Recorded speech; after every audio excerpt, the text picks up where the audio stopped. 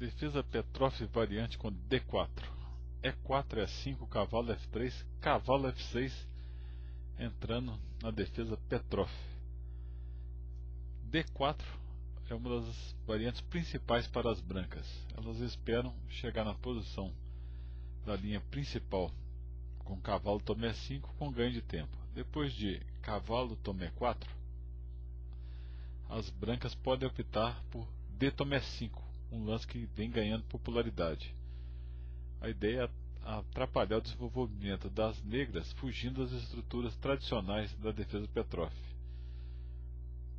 Por exemplo, se bispo C5, atacando o peão de F2, bispo C4. Cavalo toma F2, dano duplo na dama e torre, dama D5 com forte ataque, nessa dama F7, dama toma C5, e se D5, cavalo de BD2.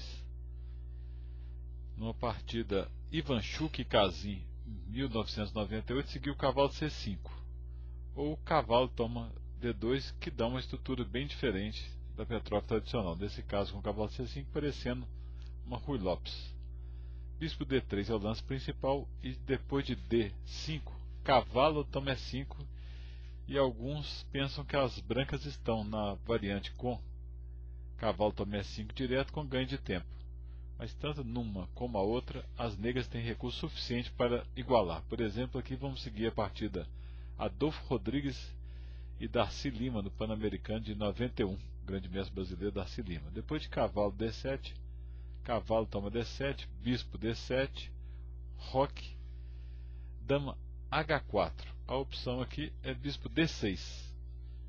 E depois de C4, C6, C toma D5, C toma D5, dama H5, as negras sacrificam o peão com roque, dama toma D5, bispo C6, dama H5, com a posição com compensação para as negras pelo peão, devido ao posicionamento ativo das peças e falta de desenvolvimento da ala da dama das brancas, posição bem complexa, conhecida pela teoria. As negras têm realmente compensação.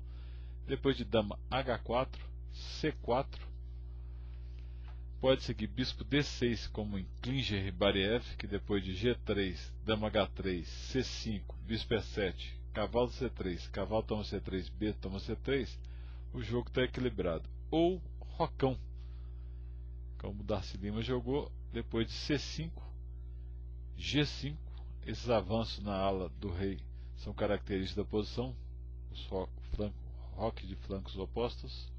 Depois de F3, tirando o cavalo chato de E4, cavalo F6, bispo E3, torre E8, dama D2, torre G8, as torres negras em posições bem ativas, bispo F2, dama H6, dama A5, rei B8, bispo G3, ameaçando C7, torre C8, com jogo típico de roque de flancos opostos. Na partida seguiu cavalo C3, cavalo H5, bispo E5. Aqui o Lima podia jogar F6 com bom jogo, mas decidiu sacrificar um peão com bispo G7 para conseguir ataque na ala do rei. Depois de cavalo toma D5, bispo toma E5, D toma E5, G4. O ataque das negras é muito perigoso. As brancas seguiram F4, C6. Se cavalo E7 agora, simplesmente cavalo toma F4, porque capturar a torre com cavalo toma G8, torre toma G8 não diminui as possibilidades de ataque. Por exemplo, torre de A D1, G3, procurando abrir linhas, né? Se H3, vai ter o sacrifício bispo toma H3, e se H toma G3, cavalo H3. Aqui já está na posição muito difícil. Por exemplo, G toma H3, torre toma G3, rei H2, dama toma H3, mate. Então as brancas preferiram cavalo B6, torre de C D8. Claro que A toma B6, C toma B6, o rei negro vai enfrentar problemas. Então preferível torre de CD8, depois de cavalo toma D7, torre toma D7, bispo F5, G3, fantástico lance de ataque aqui, H3, torre D4, vamos voltar um pouquinho aqui, depois de G3, se bispo toma D7, segue G, toma H2, cheque, se rei H1, cavalo G3 mate, e se rei F2, dama toma F4 com ataque vencedor.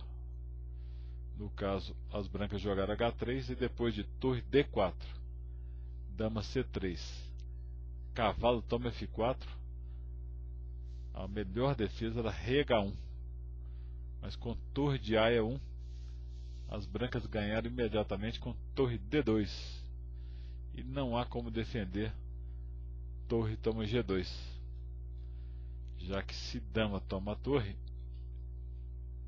de D2, segue simplesmente cavalo H3 cheque, um ataque descoberto, ganhando a dama. Por isso, as brancas abandonaram.